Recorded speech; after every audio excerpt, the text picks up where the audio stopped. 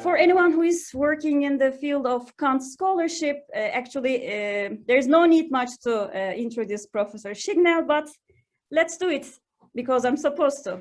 Okay. Since 2019, Andrew Chignell has been a professor in University Center for Human Values at Princeton in Religion and Philosophy departments. He is also the director of Princeton Project in Philosophy and Religion. His research focuses mostly on Immanuel Kant and other early modern philosophers, as well as on philosophy of religion, the ethics of belief, and certain issues in aesthetics and moral psychology, especially hope and despair. As we all know, he published densely at distinguished journals such as News, Philosophical Review, and Mind, and contributed a lot to Kant's scholarship with his outstanding works in especially Kant's epistemology of faith, and moral metaphysics.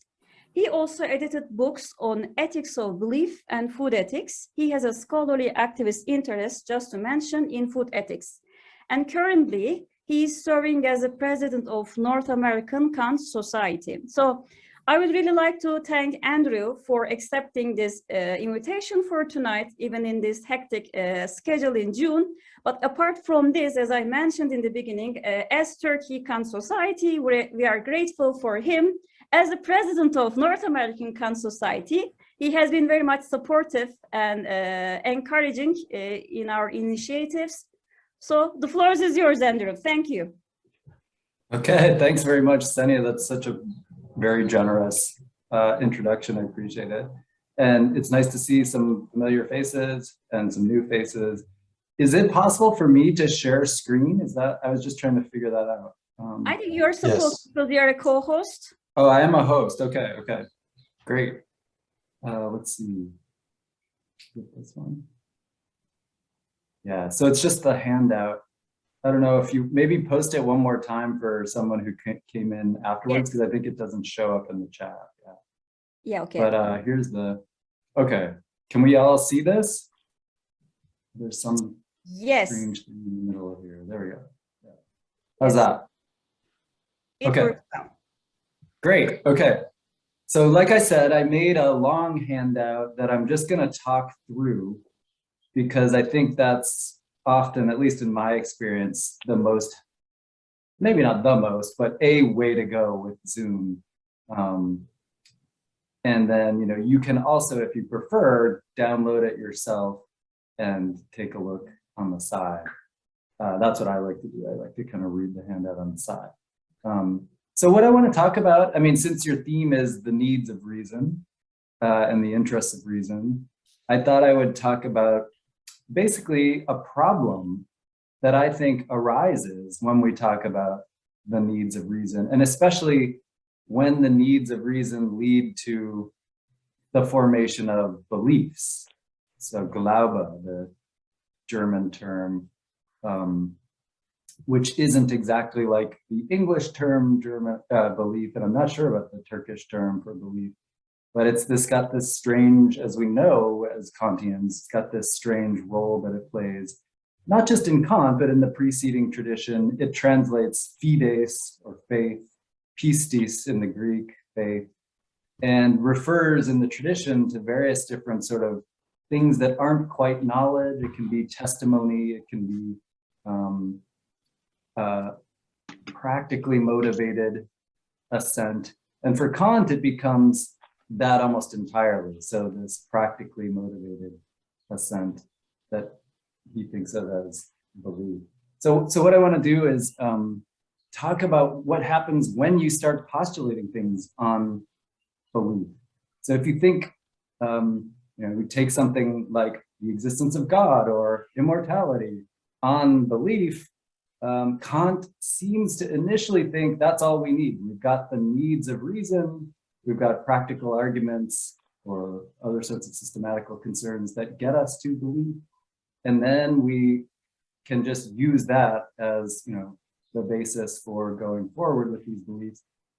My sense is, though, that there is another problem that lurks here, and I want to sort of develop that problem and see what you think about it, and see what you think about what I think of as Kant's 3 solutions to it. So here's some quotations to get us started. Representations this is from On a Discovery, representations that are devoid of all intuition are absolutely empty. So if you don't have intuitions, this is a kind of empiricist thought, then you have something called empty representation. How can two people, this is from the critique, how can two people even conduct a dispute about the matter, the reality of which neither of them can exhibit in an actual or even in a merely possible experience, about the idea of which they only brood in order to bring forth from it something more than an idea, namely the actuality of the object itself. So there it's the same kind of empiricist thought. If we don't have some actual or at least some sense of what the experience would be like, then we're just brooding on ideas, and we're trying to, we have this little brood of ideas, and at some point we want to bring forth something more from this brood.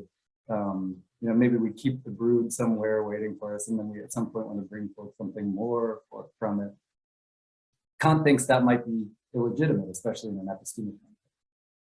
So what's wrong? He says we need intuitions or experience, into Anschauung, the Kantian term.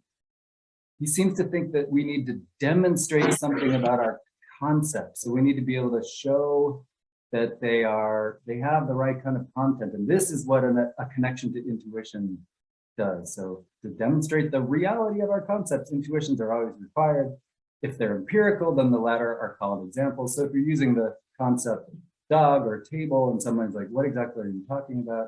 You can just point to presumably a dog or a table or a schematic drawing of one. If they're categories, pure concepts, then you still need some appeal to intuition. And this is that really mysterious chapter called the schematism, which is notoriously difficult, but you can kind of see what Kant's trying to do. Give us some sense of how we would think of these basic concepts like substance, cause, reciprocity, and so forth. These are schemata, so somehow that's supposed to work. We won't get into that. But if one demands that the objective reality of the concepts of reason, the Vernunftideen, the ideas of reason, be demonstrated in the same way, especially for the sake of theoretical cognition, then you're looking for something impossible. You can't get an intuition of God or of the soul or of freedom or of any other supersensible item. That's just what it is to be supersensible. And there are no schemata either. There's no like deductive effort that impure intuition provides some sort of schematism.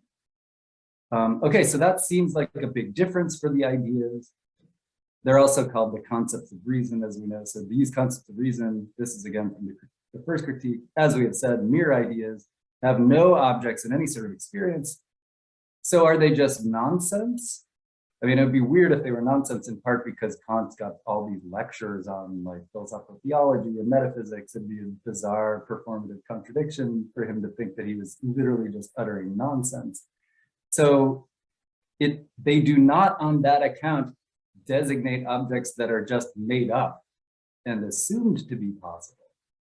They are thought problematically. They are mere Gedankendinge, the possibility of which is not demonstrable, and which therefore cannot be used to ground the explanation of actual appearances through an hypothesis. Okay, so that's a complicated passage, but the main thought is these ideas we generate via the needs of reason for complete understanding, for systematic accounts of the world, for moral reasons with respect to God and the soul and so forth. And they're not just made up as a result. That's the important point here when we call them responses to the needs of reason. So they're not just made up and assumed to be possible.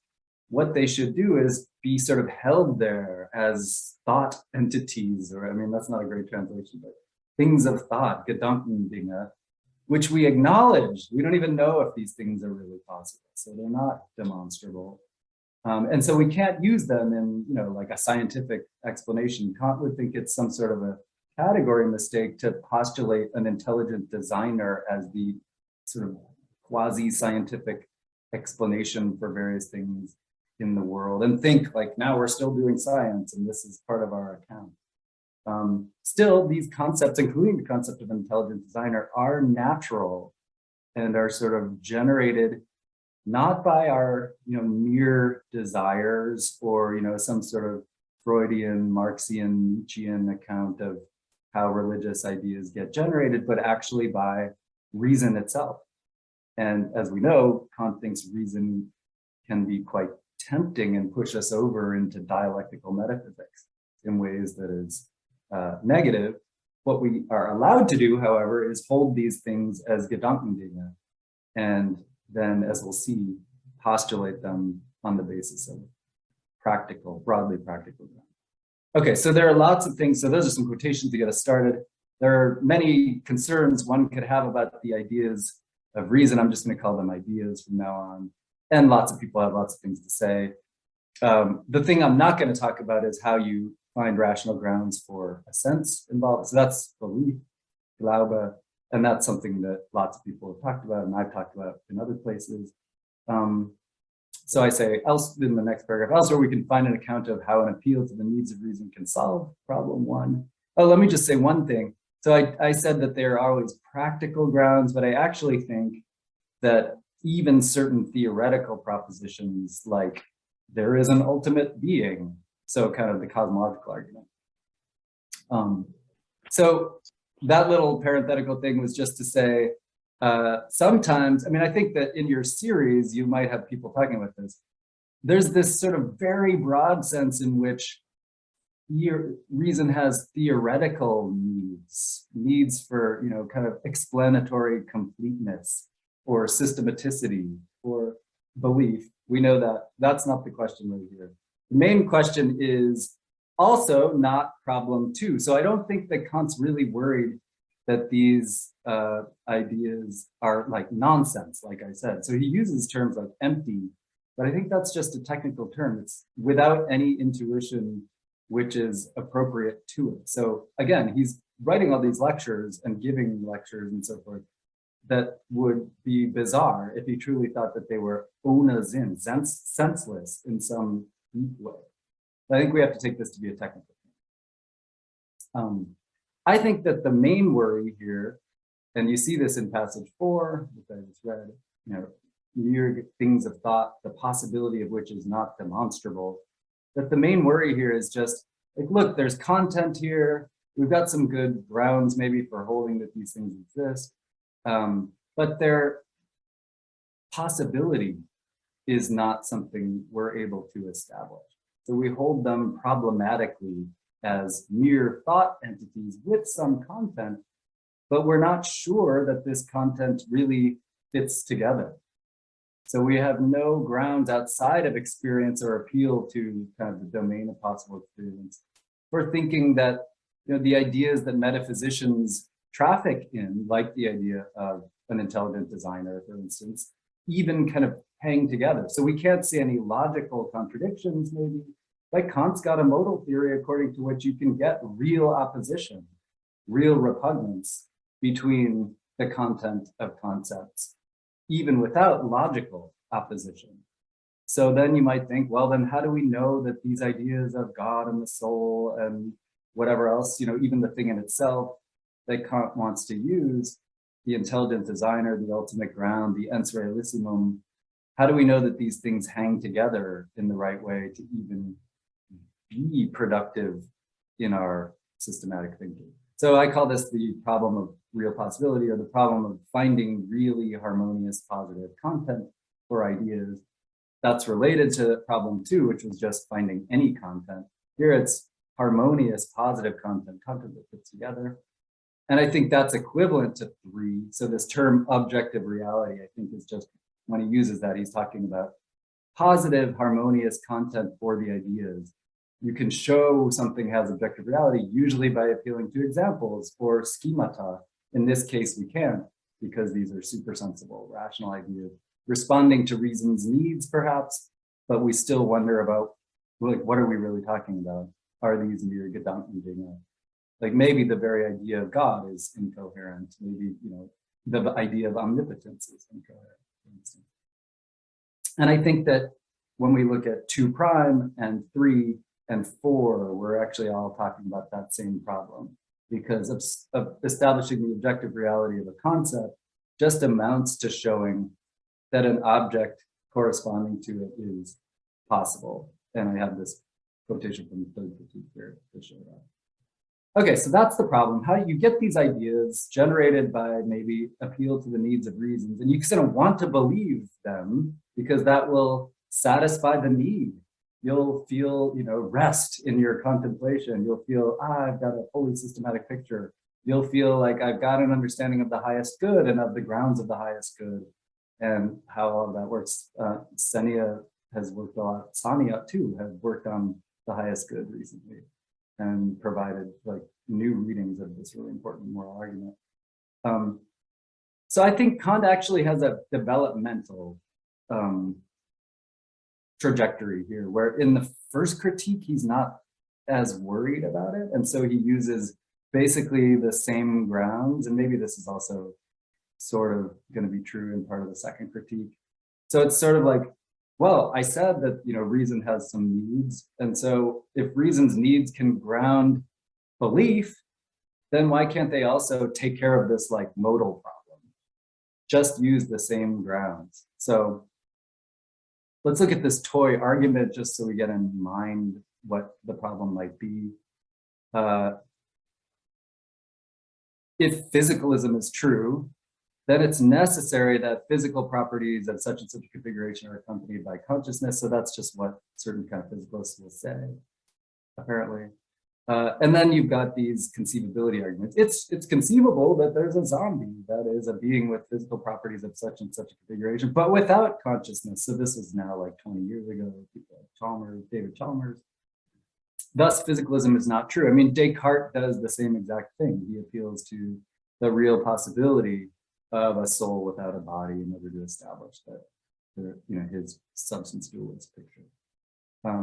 So I'm not interested in that argument. I just wanted to show you that for Kant, the way to resist it will be to resist B. So he's saying, like, look, something like a zombie, not something we have experience of, and the relevant features, the physical properties without consciousness, perhaps not even an object of possible experience. And so just thinking that, well, I can conceive of that does not mean that you're sort of tracking something within real modal space. And without inability to track real modal space, a lot of these conceivability arguments in metaphysics just wouldn't get going. So Kant actually would have a kind of critique of a lot of contemporary metaphysical arguments that appeal at least to a certain kind of ideal positive conceivability.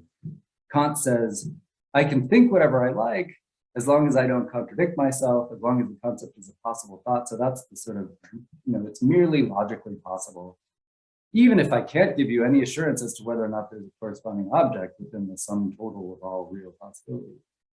But in order to ascribe, and here I really wish that he said objective reality, and I really think that's what he means, and so I just put it in there. To ascribe, because objective validity is something really different. To ascribe objective reality to such a concept, and he says real possibility, so that's what objective reality is. Something more is required. This more need not be sought in theoretical sources. It may also lie in practical ones. So that's like a great statement of the problem. And that's how he would respond to the zombie mood. He would say, or even Descartes' like real distinction argument. Like you can appeal to a zombie if you want, but all you've got is something maybe logically possible.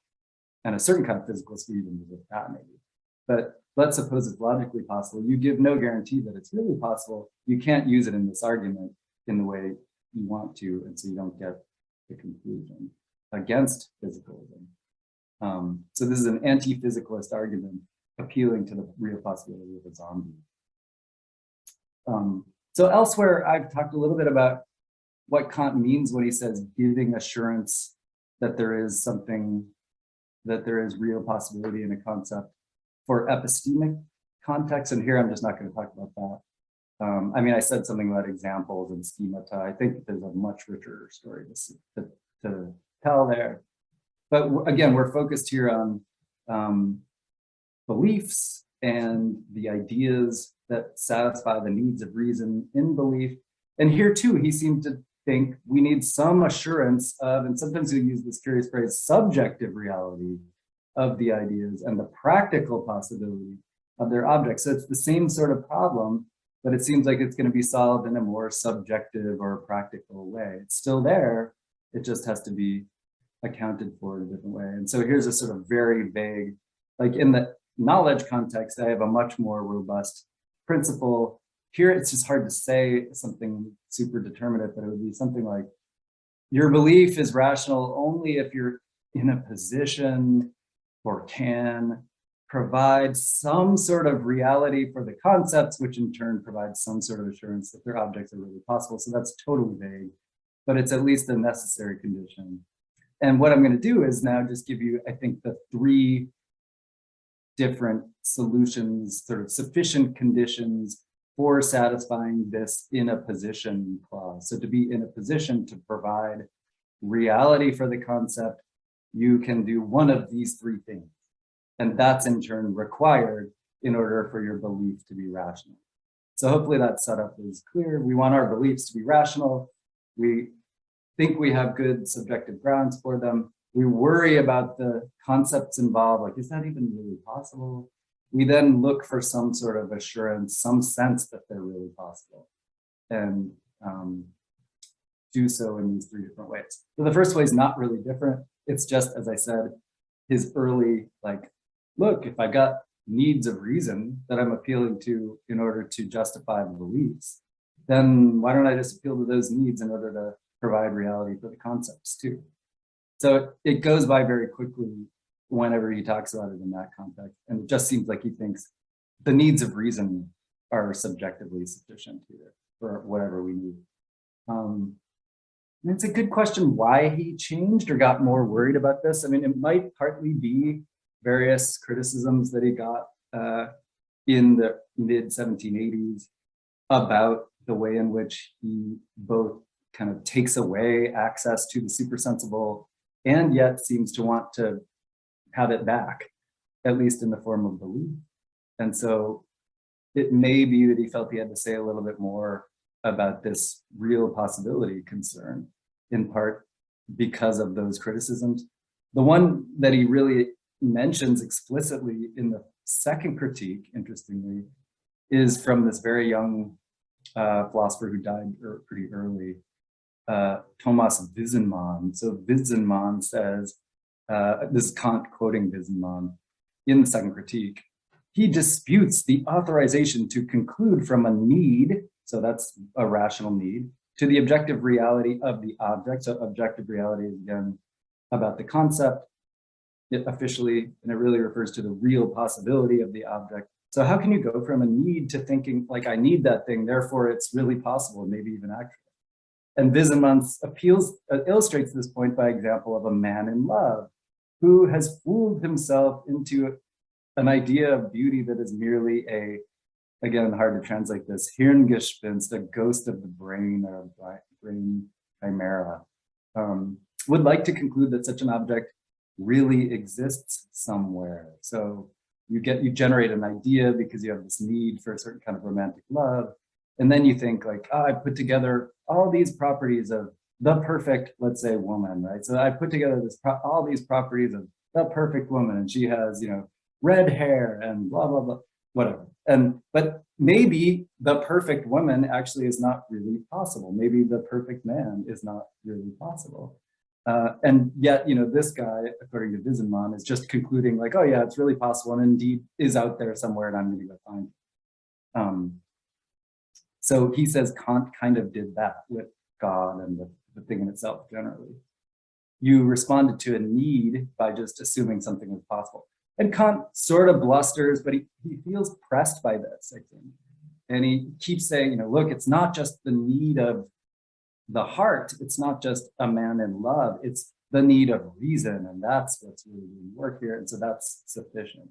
But you get the sense that he's a little bit pushed by it.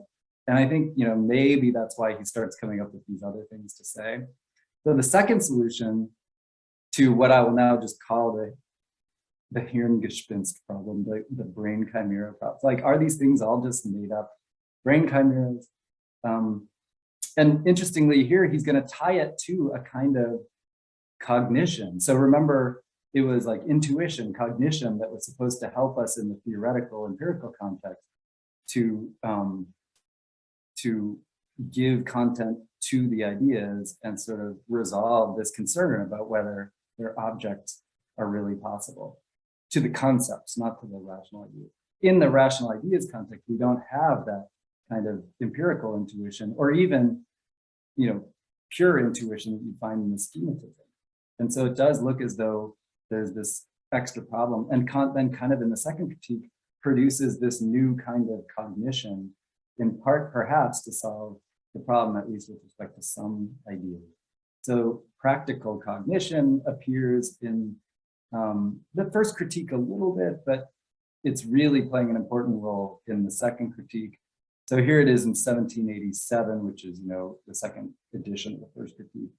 After speculative reason has been denied all advance in this field of the supersensible, what still remains is for us to attempt to see whether in its practical cognition, givenness or data, stuff, material is to be found for determining that transcendent rational concept of the unconditioned, and in such a way, in accordance with what the metaphysicians always wanted, to reach beyond the boundaries of all possible experience, but only from a practical point of view.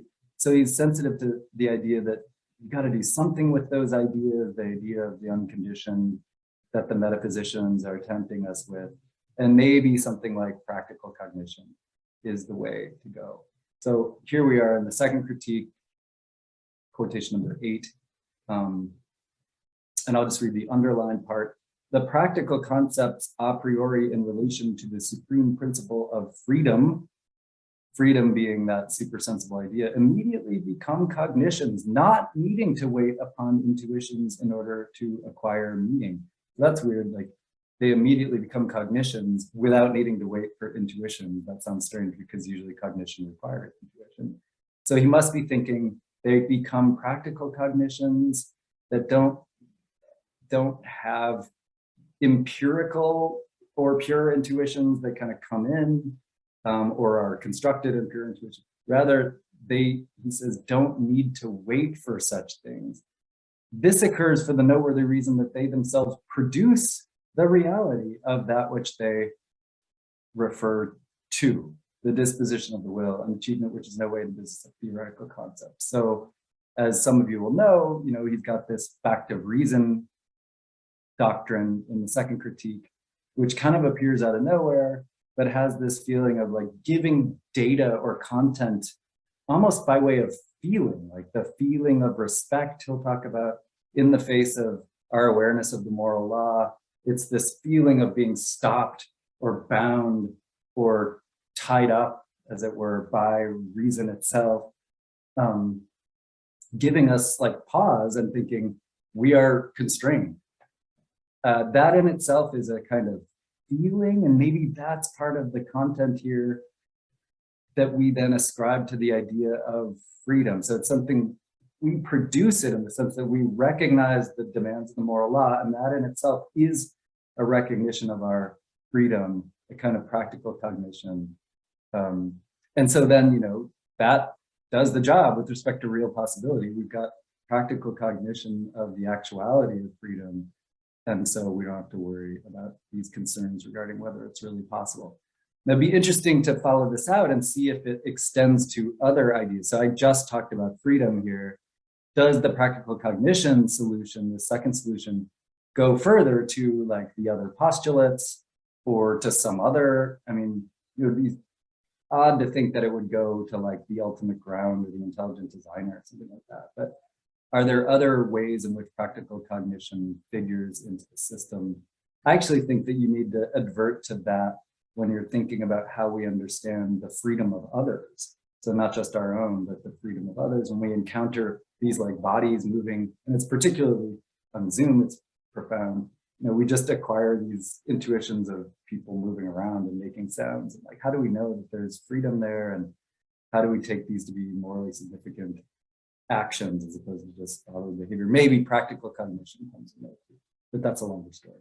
Okay, and so the third and final thing, and there's a lot to say about this, and I'll try to go fairly quickly now, and I won't get through the whole thing, but I just want you to get a sense of the idea here.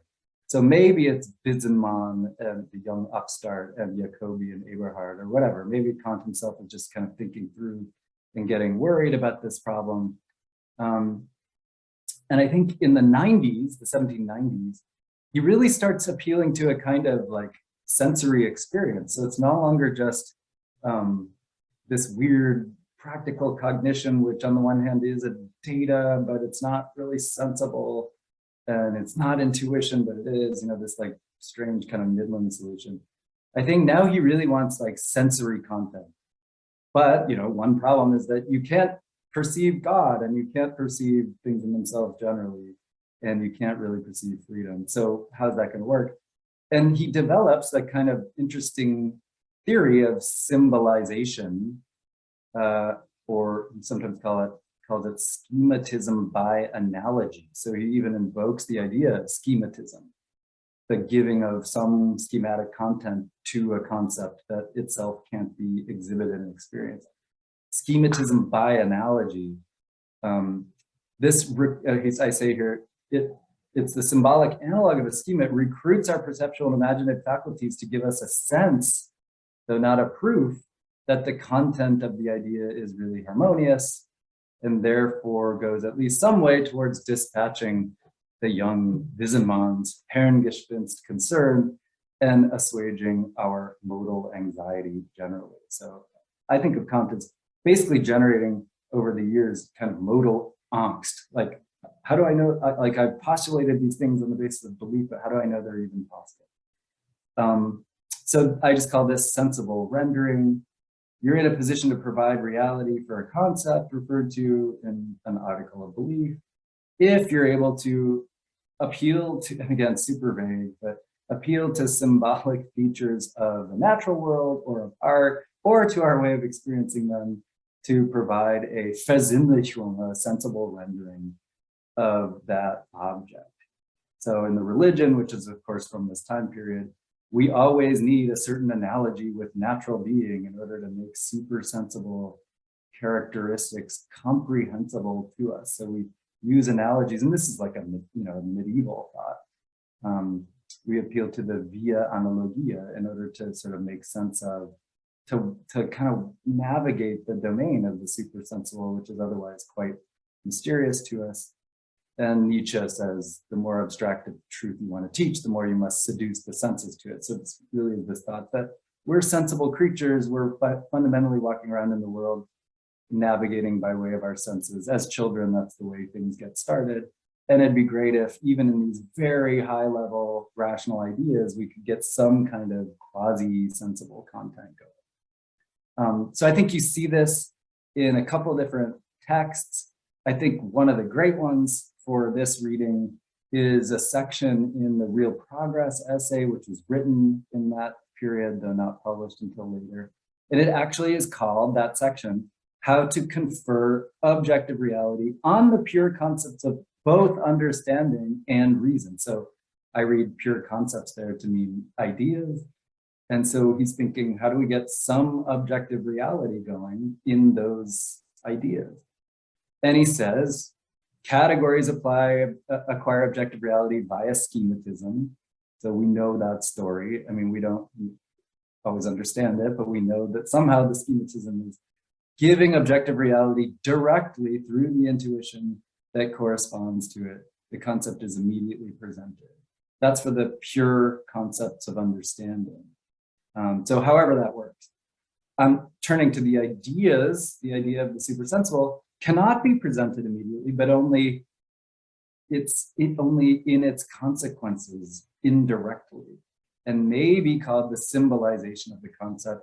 This is a nothilfe, is hard to translate, but it's sort of like when a baby is walking with a, what are those things called? Like a walker or something, like an expedient in nothilfe, a thing that helps you get along, or concepts of the supersensible, which are therefore not truly presented and can be given in no possible experience, though they still necessarily appertain to cognition, even merely a practical one.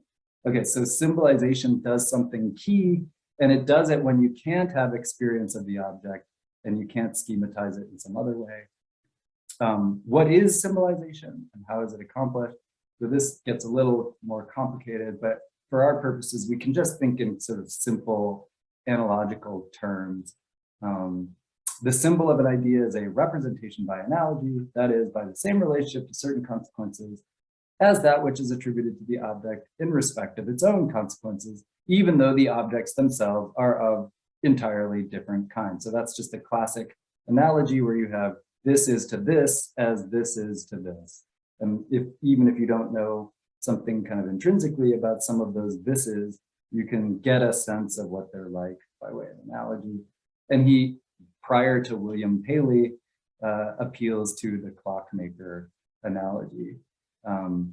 The subject of this relation, that is the clock, the relation of God to the world, remains unknown to me, its inner nature, so that only the one can be presented and not the other at all. So you think about a clock and a clockmaker, and then you think about the ground of all reality and reality, and somehow have a better sense of that relationship. I mean, we, again, might argue about whether that works, whether it really helps, but my point here is more just that Kant seems to think that this can work or give some kind of assurance that what we're talking about is not completely incoherent, not a mere Hirngespinst. Okay, so symbols are indirect intuitions, not real intuitions, but indirect ones. Here's the connection to the third critique that I just want to make sure we at least get a little bit of. So in the third critique, this is from a note in the margins, but it's a kind of extreme idea. But I do think that in the third critique, the discussion of aesthetics, we start to see Kant thinking that this plays an important role. And like what Versinnlichung, making sensible, here he says the entire use of the beautiful arts is that they set moral propositions in the full glory, powerfully support them. So that seems too extreme.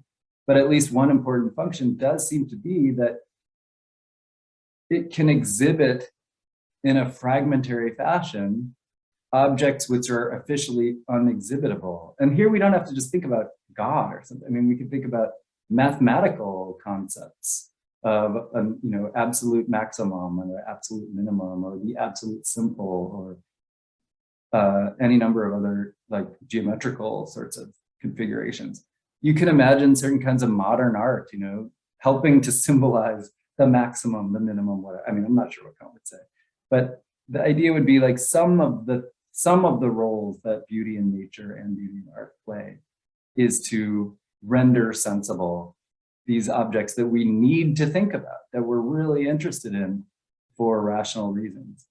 Kant says that beauty in nature can indicate that certain rational ideas have objective reality. There's this famous passage, they can show it's like the winks and nods, they show some trace or give a sign that the content is not metaphysically incoherent. Moreover, here's reason's needs. Reason must take an interest in every manifestation in nature of a correspondence similar to this.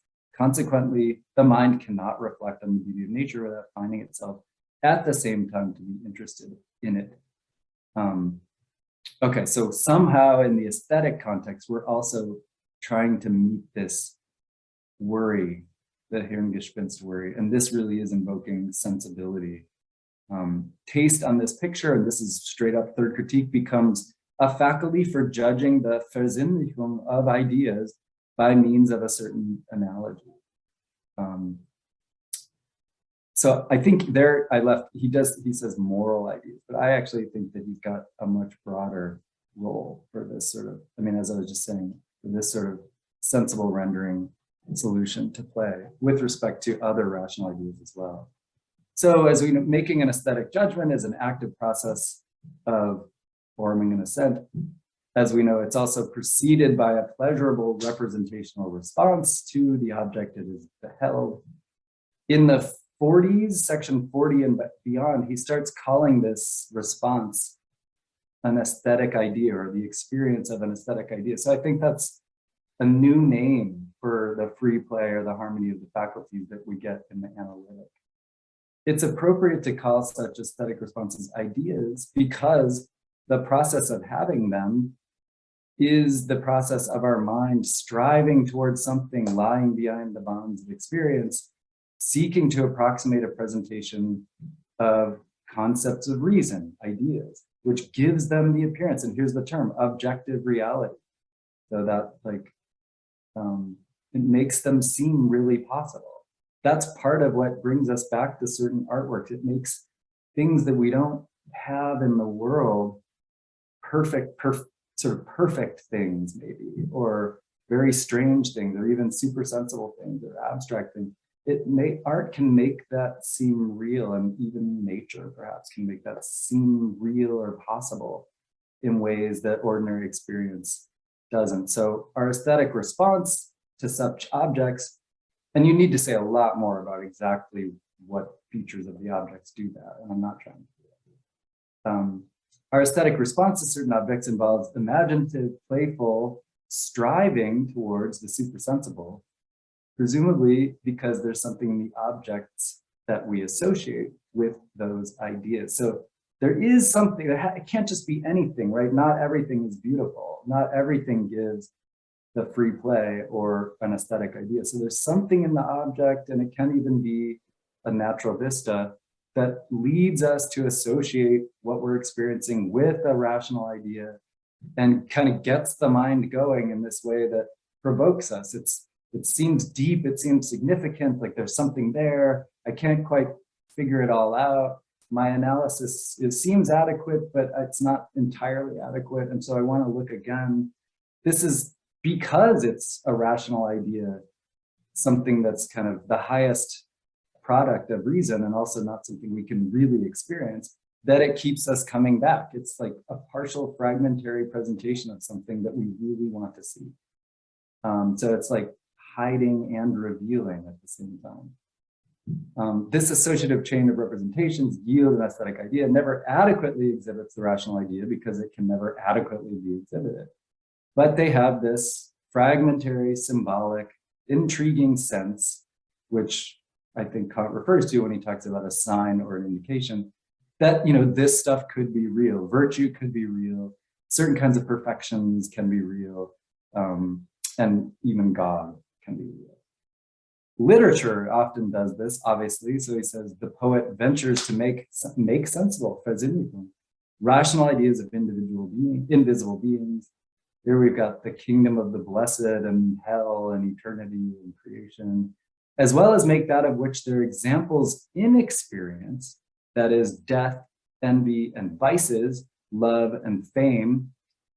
This is a really great phrase, sensible beyond the limits of experience, with a completeness that goes beyond anything of which there's an example. So yes, it's like hell and God and whatever, but it's also death and envy and fame. These are things that we encounter in our experience and in ourselves, but something about art makes them sensible beyond the limits of experience. And that sort of fits if you're thinking of these things as somehow ideas. Ideas always kind of go beyond experience. And then he says it's really the art of poetry in which the faculty of ideas can best reveal itself in its full measure. I should stop here pretty soon because we're coming up on 45 minutes, but I just want to reiterate, Kant doesn't think that the fact that a work of art depicts the supersensible in some fragmentary way, or gets us thinking in ways that go to the supersensible, is what ground the judgment. So I think that's an important caveat. Some people do want to say that, but I think that's an interpretive mistake, because you don't want to, as we know, we don't want to ground Kantian aesthetic judgments on intellectual interest. That's explicitly not what we're supposed to be doing. So I think that, I'll just make this final point. I think Kant offers us a subtle theory according to which aspects of art or nature symbolize rational ideas for us. And, you know, it might also have to do with the way we take them. There might be a certain kind of subjective preparation that's involved here. But that occasions the sort of mental episode that is the source of the pleasure and the basis for the judgment of taste. So it's not like you think, oh, that thing is symbolizing fame, therefore it's beautiful. That would be way too simple. But there is a way in which somehow our minds react to things that seem deep and ultimately connected to reason's highest concerns. that provides a pleasure that itself is then the proper basis for judgment of taste and is imputable to other irrational features. So the symbolic content of the object, back to this sentence here, may be important for grounding a judgment of taste, but only indirectly. It is one aspect of an object or vista that can lead beholders to have the form of characteristically aesthetic experience that is itself the only legitimate basis for aesthetic judgment. A central task of a Kantian critic might then be to draw our attention to the ways in which artworks do that. So to the ways even in which artwork can be closely or remotely associated with particular ideas, or to try to decrypt the cipher by means of which nature figuratively speaks to us in its beautiful form. So I'll just leave you to read these other caveats and concluding remarks at the end and leave it there. Thanks very much. Okay, thank you so much. Yes. I have my questions, but actually it is supposed that I should wait for the people in the audience to have their questions first. Thank you, Andrew. This was really helpful for those who work on these issues to figure out several issues. And it is really overlaps with the works that you have done previously. And let's now hear the questions. Yes, we have Saniye Sands first. Yes, Saniye. Hi, Saniya. Yeah, please raise your hand and our host will unmute you because we don't want to have any more technical problems regarding. Okay, so hi, Andrew. Thank you very much for a wonderful talk. I'm very sympathetic to your reading and basically agree with what you say. So my question is going to be an invitation for to say a little bit more about certain passages in the third critique. So first of all, I like how you use symbols as opposed to saying that there is an analogy here, about there's a symbolic relationship, because it seems like analogies are just similarities, and there can be analogies for different aspects of things. But here it seems like with the symbols, we are talking about a particular kind of similarity, and that, it seems to me, is formal similarity. And so I wonder if you would agree with that. And by formal, I mean, it seems like there's a rule in our experience of beauty that are our aesthetic judgments, and there's also a rule in our moral judgments, in morality as well. And that rule would be maybe just the harmony of the freedom and lawfulness. Would you agree with this kind of reading, that the emphasis on the symbols is not just analogies, is the emphasis on the formality of the similarity, and that is kind of tying nature to freedom, and that formality is the harmony of lawfulness and freedom? So that's my first question. And then the second question is a related one. What then, based on what you say, how should we read this 59th section of the third critique, that beauty is the symbol of morality? That's kind of invitation to tell us more about your interpretation. Okay, yeah, I was going to ask you if you're talking about section 59. Yeah. Okay, so, I mean, section 59 says beauty is a symbol of morality. And so you kind of get the feeling like this is going to be his real account of symbolization. And it is a formal account, as Saniya was suggesting. So it's like the way in which a hand relates to a mill, right? That's one of the examples he gives. So a hand, I wish I could put up a picture of a hand mill. The way in which someone who knows what they're doing with handwork or hand mill work is able to direct the hand mill is somehow similar to the way in which freedom, or the reason interacts with the will in a moral context. And so that's the example. We're supposed to see symbolization as going in that direction by way of like formal similarities between the way in which one thing interacts with another.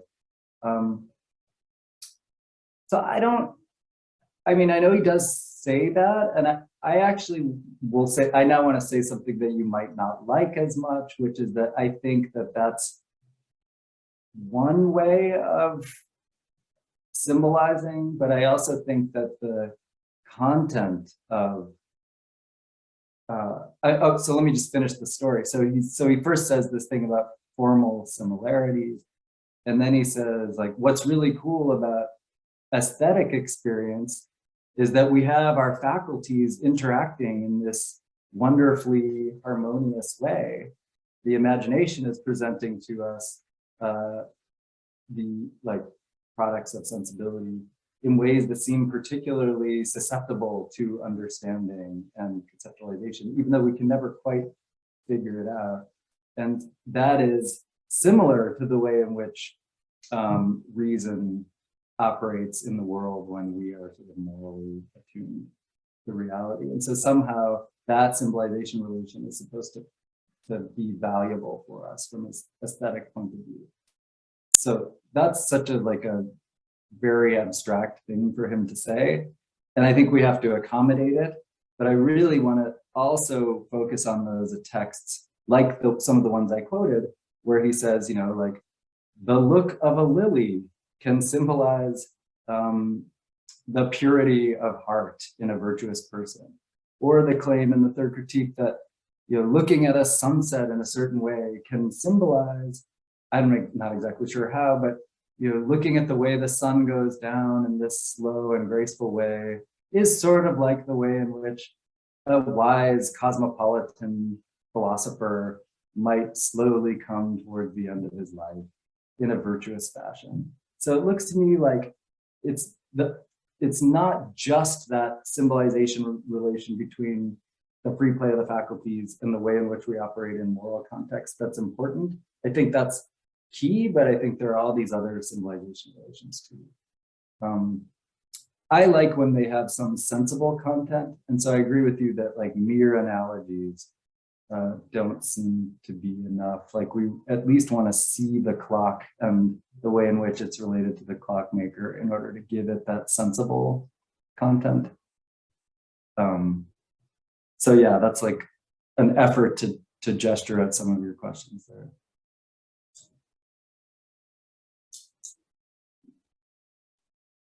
Okay, maybe I can jump in if there's not any other question waiting. Yeah, Elif Hocam, you have a question? Yeah, Umut, can you please unmute Elif Çırakman? Hi, Andrew. Thank you for the presentation, and it was very inspiring. Well, my question is not, kind of shifting the focus to the second part, third critique. And I would like to hear if you have a comment on this regarding whether the second part, the teleological judgment, can provide an answer to your basic problem, kind of making sense beyond the limits of experience, given the fact that there in 76 or 77, the intelligent designer thing and all that teleology, how it is all contingent for our understanding, but it's kind of makes sense, all those organisms and the teleological judgment that we make regarding that. And that sense, again, is depending on the kind of an analogical argument he has, which is not a symbolization at all. So there's to be another answer we might find in the second part. If it's a digression to your topic, I understand, but I would love to hear what your comments would be on this. Thank you. Yeah.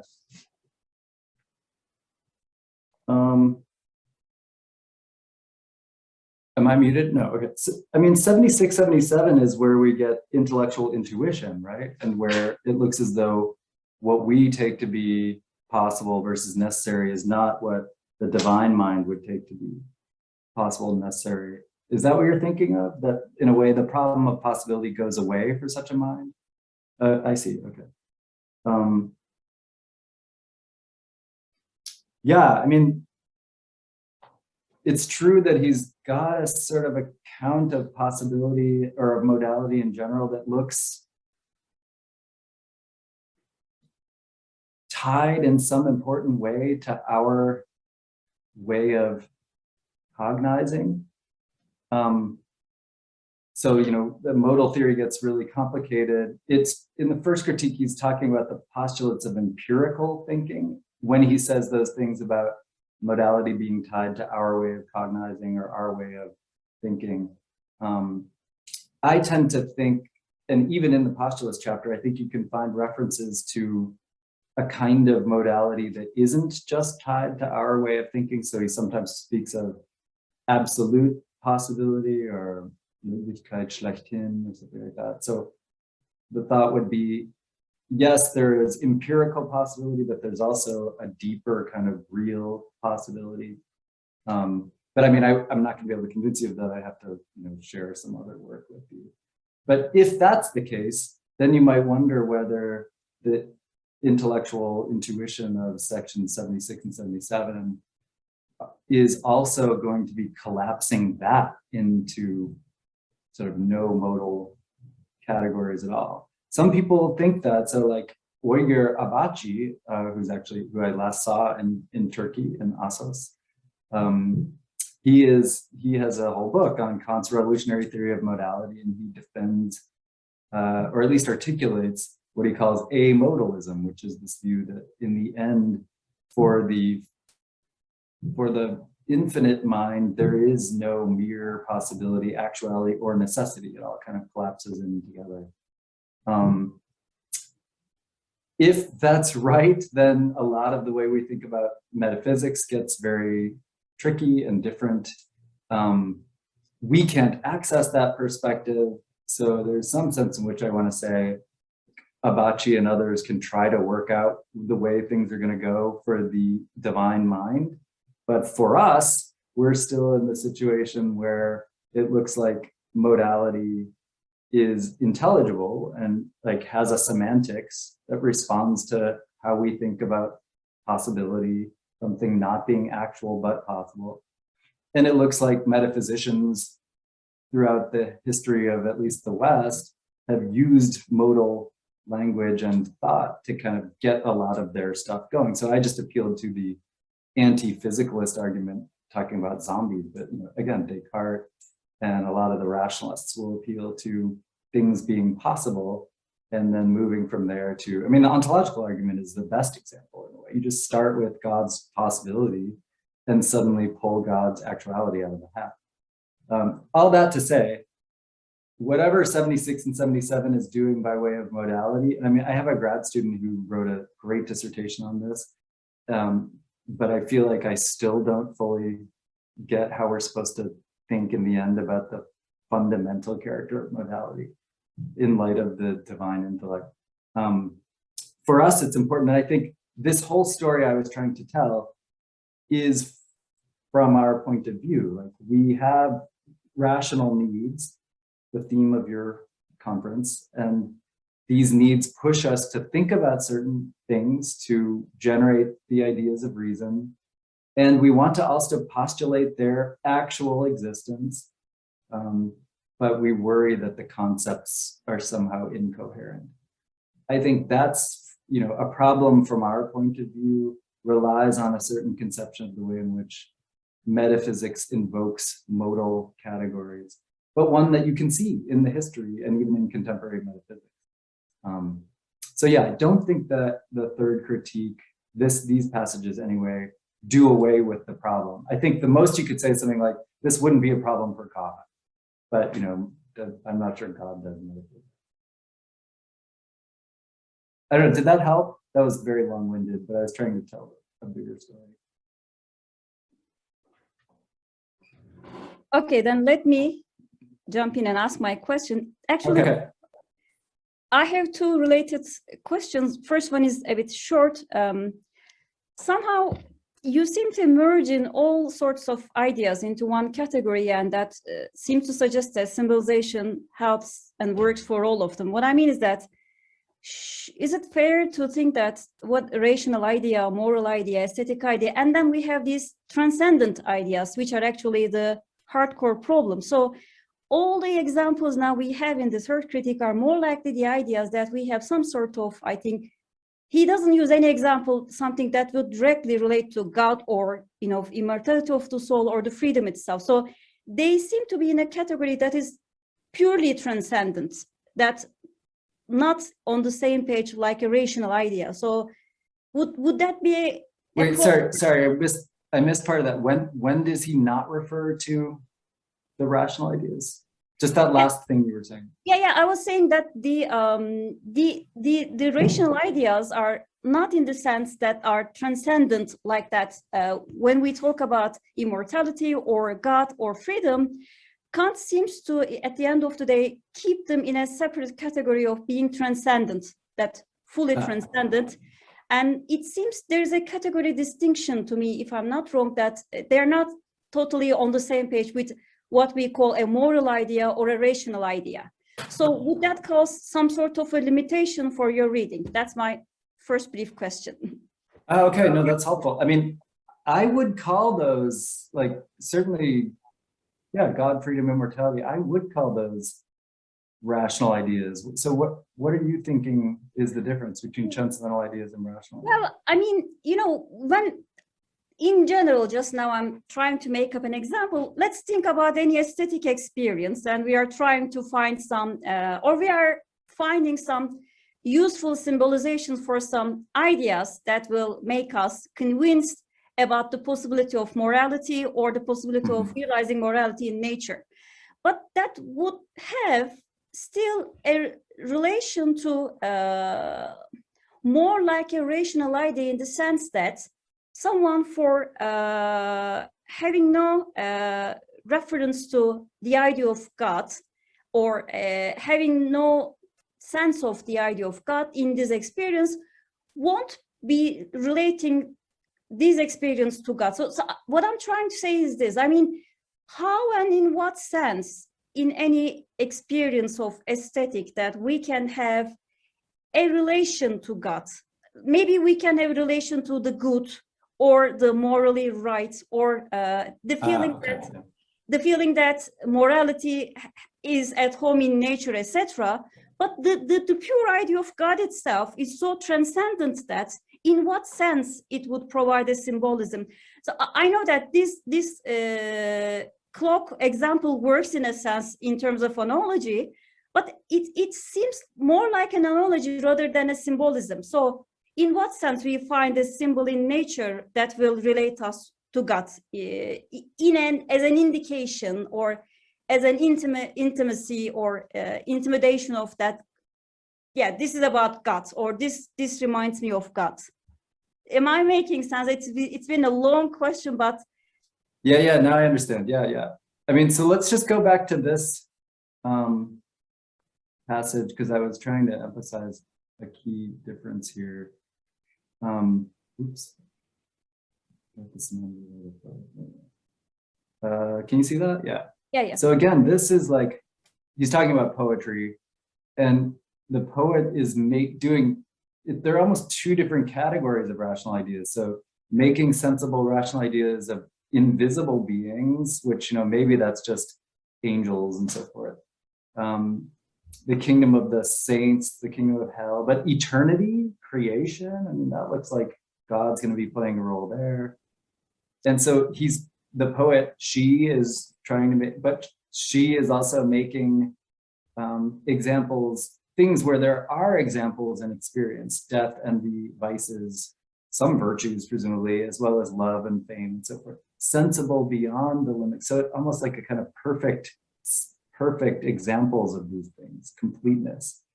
So it feels to me like he's committed to the idea that the poet, I mean, think about Dante or someone, is trying to make sensible all of these very abstract ideas of virtue and so forth, but in the end is also trying to give us some sense of God. And maybe Dante's not so great at it, but other, you know, Milton, other poets do try, and in the Islamic tradition as well, you see, I mean, at least symbolically, maybe some efforts. I know it's not okay to picture it in painting, but maybe in poetry, there's a kind of effort to give us some sense of what we're thinking about. So I see it as a matter of degree. I think you're seeing it as this, like, there's virtues and fame and death and stuff, and that's like things that art can tell us more about. But then there are these really transcendent things, and surely Kant can't think that we're getting any insight into that stuff. And I think it's more a matter of degree. So then I should understand it as it is providing some symbolism about the attributes of God, maybe, let's say, right? Because when we put it as God per se, or I mean, it really has, you know, some sort of, there's a blockage there that we cannot symbolize in a sense God, that maybe I'm just looking more transcendence in terms of God, but we may have some attributes or some, as in the Islamic tradition, some names of God are manifest in nature, so, right? So then this makes sense. Am I corrected to understand it like this? Right. I mean, what would it be to represent God if not to represent God's attributes? Like, that's all we could ever represent, no? Yeah, but maybe there might be some, that would be, you know, now a speculation, but there might be some states of the soul or the heart, some experience in which that without any symbolism, we may have some experience, but this would lack any content. So, and it would be another relevant issue, but for this case, we would be only be, if we use the term symbolism, maybe we would be talking about the attributes of God, not whether God, some that transcended being exists or not, but if he would exist, it would be some of the properties in a nature where God would exist, some sort of. Yeah, so that's exactly right. I mean, that last thing you said is always a key thing to point out, namely that all we're doing in any of these contexts is talking about what these things would be like. So symbolization is not giving proof of actuality, not at all. It's just giving us a sense of like what these things might be like. And then we go ahead and postulate on the basis of whatever practical arguments we have for these things, if we have them. Okay, so that's a key point to make. But another thing you were saying, which I think is also right, is that, you know, maybe some people think that they communicate with God internally, or that God, you know, they have a sense of the divine within or something like that. That is not something I think Kant will ever really allow. He's just going to oppose any sort of intuitional content of something like God, and would find it a bit outrageous and dangerous if people started claiming that. Yeah, that's correct. Kant would not allow this. He would not, And so I think all he's going to allow is, right, what you're calling the features or the, you know, the properties of God, both historically as noted in various traditions perhaps, as well as the kind of ontological features like omnipotence or whatever. I mean, he's got an example in the third critique of Jupiter carrying lightning in his claws. And so this is like God, you know, or Zeus showing up holding lightning, and that exemplifies some feature of God's omnipotence. I mean, all of Kant's examples are terrible. So you kind of have to look at the theory and like forget about the example. But yeah, I think that's the kind of thought that he has, that some of the features of God could be represented in, you know, and think of like the great medieval and classical art that he would have been aware of. There's a lot of efforts to represent that in the Christian tradition anyway, to represent some features of God in art. And actually that's obviously one place where the Islamic and the Christian traditions very much depart. In what sense you mean depart? What? Where they depart, where they come apart, right? Yeah. Why do you think? I mean, that there's because of the role that Christ plays. You mean? Well, I was just thinking there's a prohibition on trying to paint God, right? Yeah. But I didn't think that you were directly referring to a painting of God in that sense. Okay, then it makes sense. Yes, you're right. There is this necessary. Like think of Mike, you know, think of the Sistine Chapel, and like there's God reaching out to Adam or whatever. Yeah, okay. Okay, No, but you're right. The Christ issue would be a little different. I mean, obviously the Islamic tradition differs about that too, but well, you know, the Christians do think that that's actually God somehow. Okay, maybe Saniye is a follow-up for this.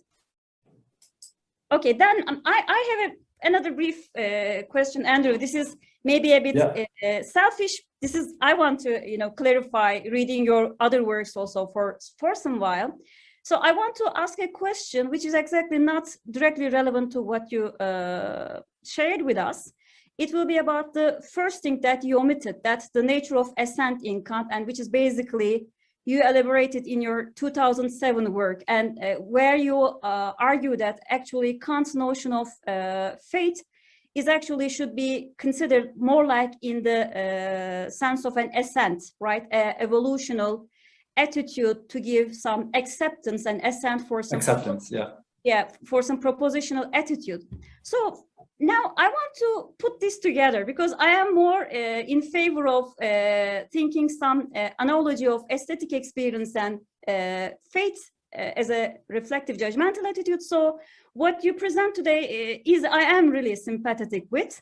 And I would like to ask this, what is the relation that you would like to develop with these two readings about Kant? That on the one hand, you consider that Kant's notion of rational fate is more like an assent.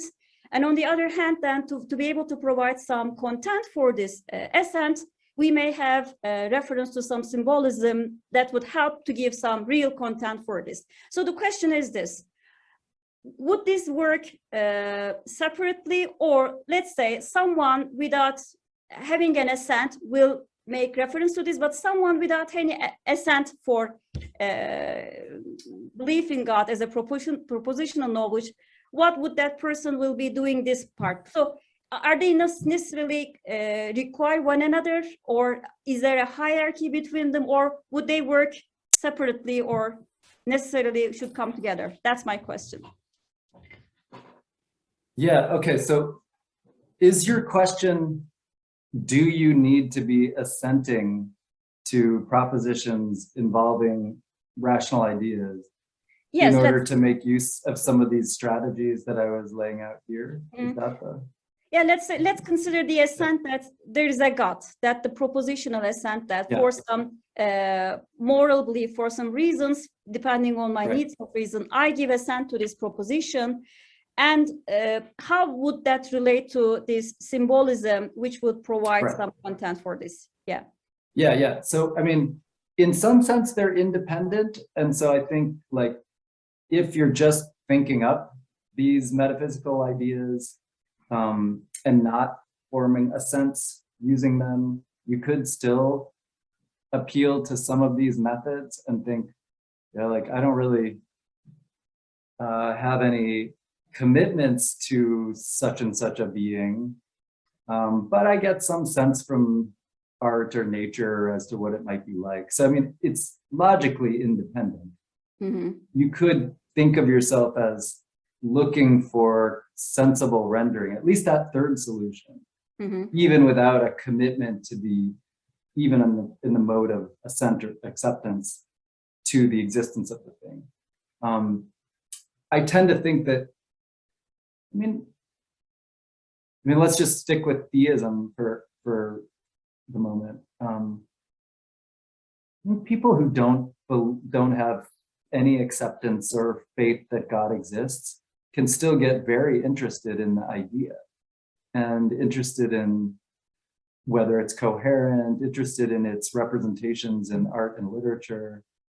So it feels to me like they are two distinct projects, but they also very naturally fall together. So I think if you think that you have a moral argument for God's existence in the way that, as you have written about, you know, Kant thinks he does, or even as you've also written about, if you think that we have to hope that God exists and hope for certain other things, then or hope for God doing certain things in history, maybe that's a better way to put it.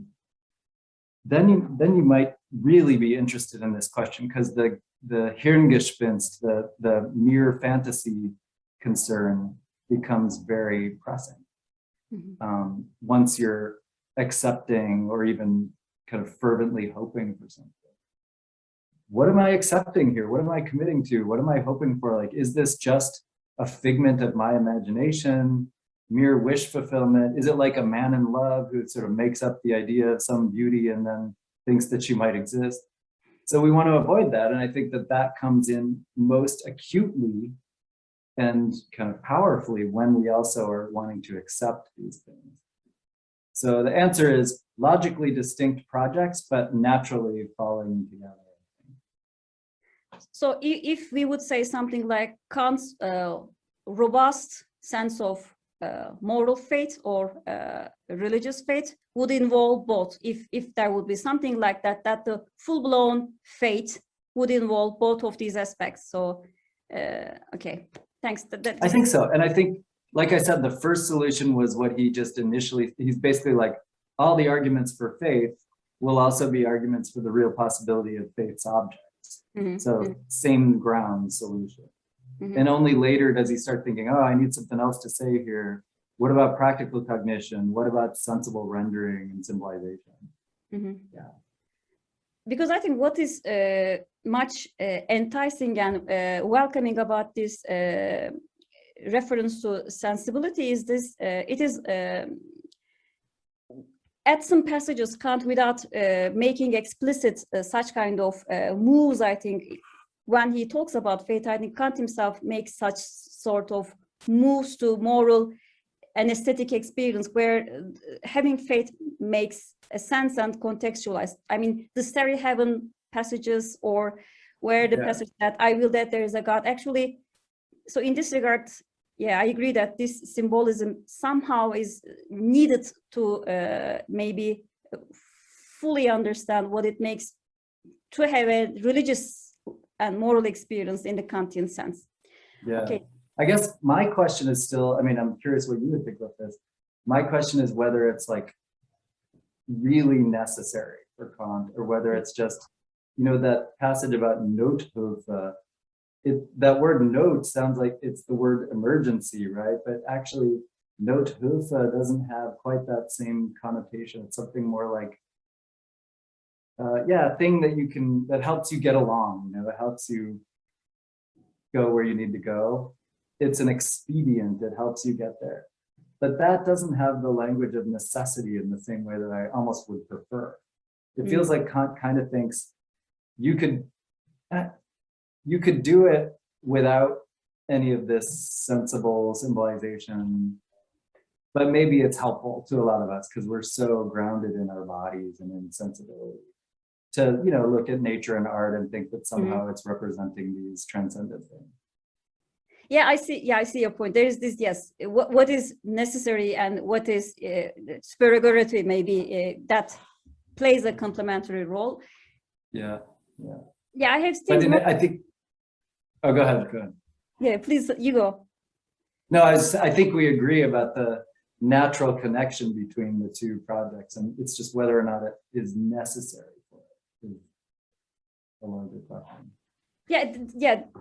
Well, what I was about to say is in the same direction, that it goes more in the direction of phenomenology of lived experience of I am certain rather than morally certain part. So this is actually what I am interested in Kant, that there is this place and mostly ignored in the literature that there is this first person lived religious experience in Kant. I think there's a place for this, and such kind of symbolism, I think, is in the direction to fulfill the demands of such a first person religious experience.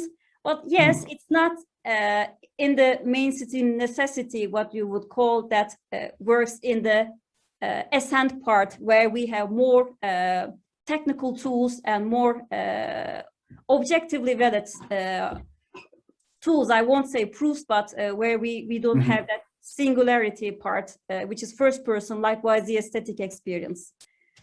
Yeah, right. So if that's your project, then the aesthetic experience becomes really important, right? Because that is such a first personal kind of thing. Yeah, there's also the passage in the Canon of Pure Reason where he says, I can't say that it is certain that God exists, but rather I am certain. Yes. It is this fundamental self-reference. Yeah, yeah. And yeah, it'd be interesting to see how much of that you could connect to a kind of first personal lived religious experience without making him sound like Schwärmerei, right? That's always a huge, enthusiasm is always his big opponent. So you can't make him into Swedenborg either. Yeah, the risky part wouldn't be not to go that far, but what would be, I think, will work, that keeping the analogy between what I call is reflective and judgmental attitude as faith, and the analogy between aesthetic experience. So there would be some analogical similarity between two sorts of experience, that aesthetic experience and what I call reflective, faithful experience, but still it won't be possible to decode what is in this sense is experience. It's rather the nature of the experience would be similar to aesthetic experience rather than the content that, in a sense, we wouldn't tell much about the content without getting the risk of being too enthusiastic and in the direction that Kant wouldn't allow. Yeah, Okay. no, that's very cool. Yeah, I think that's a great direction.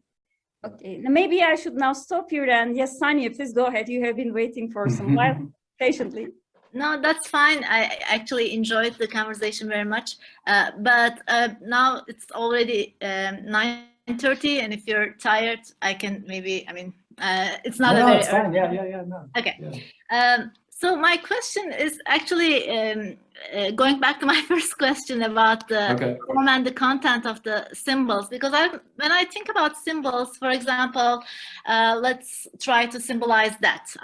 How do I symbolize it? With maybe a skeleton, or you would say maybe just a skull, or someone else would be, a crow, or I don't know, vulture, right? It seems like they are completely different in terms of content. And so what do? Is I have a concept, it seems, or rule or a principle, a very formal thing, but then I, throw a bunch of different unrelated contents to it, and yet I get, it seems what I do is I get the essence of the form with each of them. So there's some kind of association to that with each of them. So it seems to me with the symbolization thing, what matters is the form. That's why. So I mean, why do you want to include content to the symbolization? That's my question. So it seems like we are just completely free in terms of, you're right that we add positive content, but that in terms of the content that we add to the concept is completely free and is not really specific. And so what is essential to symbols, it seems their form. Would you agree with that, or? Well, what's the form in that case? Like, how are we symbolizing death simply formally when we consider skulls and skeletons and That's a good question. Right. Is the end of life. And the end of life, what happens to the human life when it's ends? We either it becomes a skeleton, or you just have a skull, or that a vulture eats it. And so it's what happens when you die is kind of the rule by which I, think about, the content that I can, think of with the rule that, what happens to humans after they die. So, and then these are the specific objects. So if we usually see vultures next to dead bodies, then we'll say, well, vulture symbolizes that. If we just see skeletons or just skulls, and so on and so forth. So that would be the rule by which, I would define that, let's say, very simplistically. So it's it would be the principle. Similarly with, I don't know, with other things. Rather than the specific content or the pictures here, right? I'm not really thinking of specific pictures, but basically picking out the pictures that are going to fit under this concept or rule, which is my reference point. Yeah. Do you know this? Here, I'm going to share this screen again and just see what you think of it.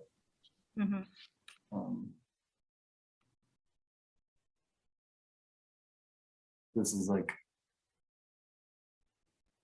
passage also from the third critique. So it's like the white color of the, again, like it's silly what he says, but the white color of the lily seems to dispose the mind to ideas of innocence. Right. The 7 colors in their order from red to violet to sublimity, audacity, candor. Right? There are like early modern theories that he's probably drawing on here. Tenderness. The song of the bird proclaims joyfulness and contentment with its existence.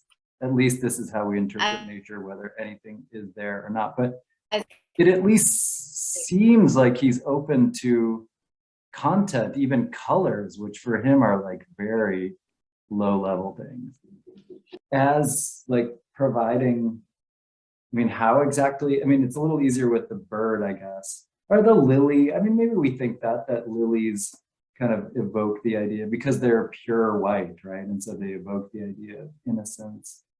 That doesn't look to me purely formal. It's just hard to make sense of some of these texts without appeal to at least the possibility of content. And he seems fairly like, yeah, the song of the bird might make you think about whatever, what was it? The joy of joyfulness and contentment with existence.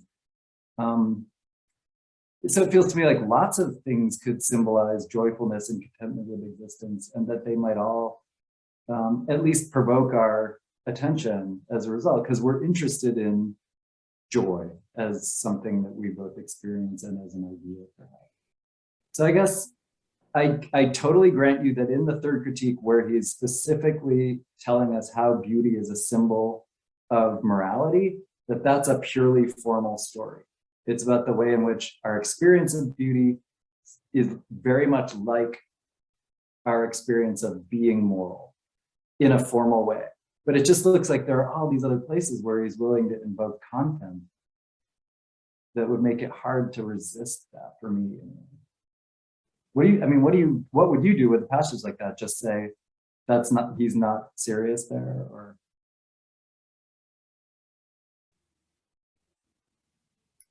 Sonia, what would you do with that passage? I'm curious, if I can ask you. Or, oh no, her Wi-Fi died. I think again, I would have, yeah.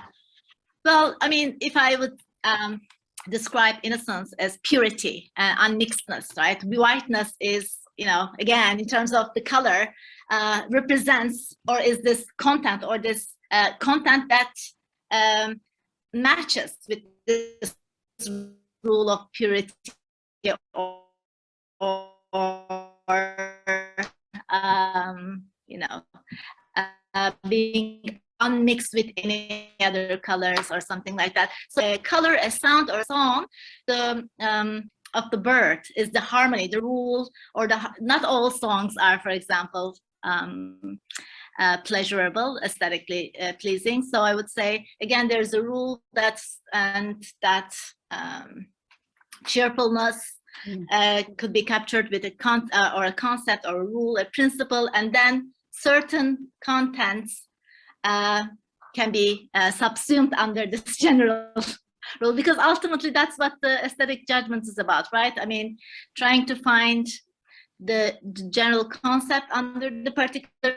So when I see whiteness, it seems like I see a particular content and say immediately, well, this purity is kind of, I can subsume it under the rule, the principle of innocence, or something like that, or this harmony of the song of the bird's voice. That's, I say it's beautiful, pleasing, because, you know, and so on and so forth. So maybe that's, again, there is the what we see when we experience beauty in nature is that we are able to subsume these particular contents under the rules, general rules or concepts that we have.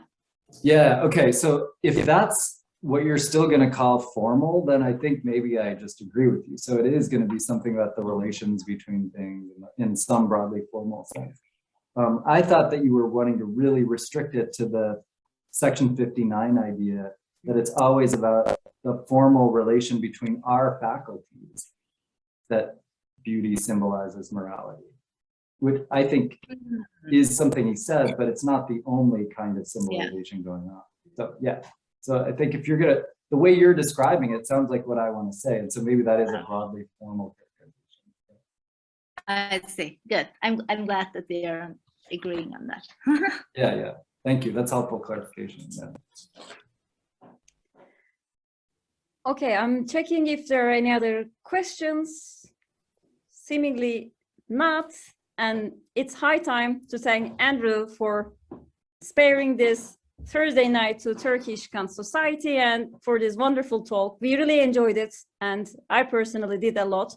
And thank you so much for... No, thank you so much for having me. It's really great to see some of you, and I hope to see you in person at some point, like I said at the beginning. Yeah, we're and I really, you know, from coming from NACS, we are really happy to have you as, you know, one of the Kant societies really active, and I hope we'll see some of each other at the, well, now it's going to be in Bonn, but at the Kant Congress in 2024, and that, you know, as fellow Kant societies, we can continue to support each other and interact and learn from each other. But this is really great. Thank you so much. Thank you and again. I hope to, I hope to come back in person someday. Yeah, please. We would be happy to have you anytime in Turkey, and let us know if you happen to be around. Okay, I will. Well, yeah, I told you one of my postdocs is starting a job at Ibn Khaldun, not this fall, but next fall. So yeah. Danny Rubio. Yeah. I heard about that. Congratulations on this again. Okay. Yeah. Okay. Maybe time Thanks to say again, goodbye. everyone. Yeah. Thank you so much. Good night. See you soon, hopefully. Bye-bye. Good night. Thank you. Thanks Bye-bye. for joining, everyone. Thank you.